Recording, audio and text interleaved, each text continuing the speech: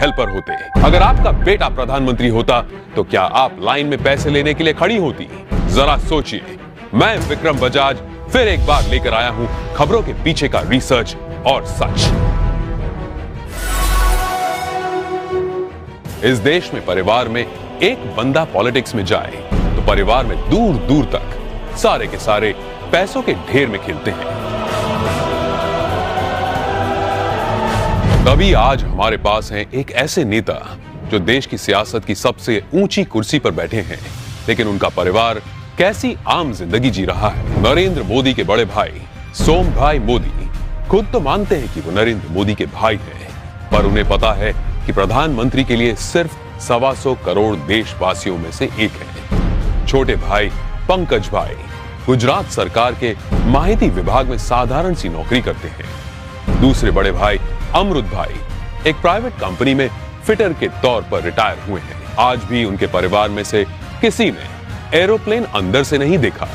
मोदी जी के दूसरे छोटे भाई प्रहलाद मोदी एक फेयर प्राइस शॉप चलाते हैं। उनकी 95 साल की माताजी नोटबंदी के बाद पैसे निकालने के लिए खुद लाइन में खड़ी दिखी थी। अब जब हम छोटे थे तो हमारा गुजारा करने के लिए वे अड़ोस पड़ोस के घरों में बर्तन साफ करना, पानी भरना, मजदूरी करना।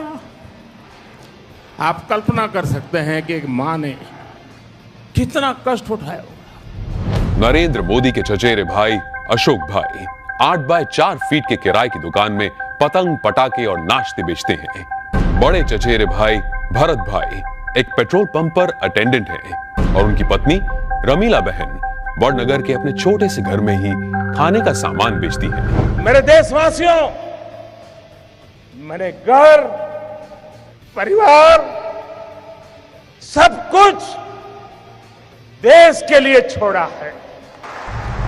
तीसरे चचेरे भाई चंद्रकांत एक गौशाला में बतौर हेल्पर काम करते हैं। चौथे चचेरे भाई अरविंद भाई एक स्क्रैप डीलर हैं, जबकि पांचवें चचेरे भाई भोगीलाल ग्रोसरी शॉप चलाते हैं। चाचा कांतीलाल और जयंतीलाल रिटायर्ड टीचर्स हैं। जयंतीलाल की बेटी लीना की शादी एक बस कंडक्टर से हुई है।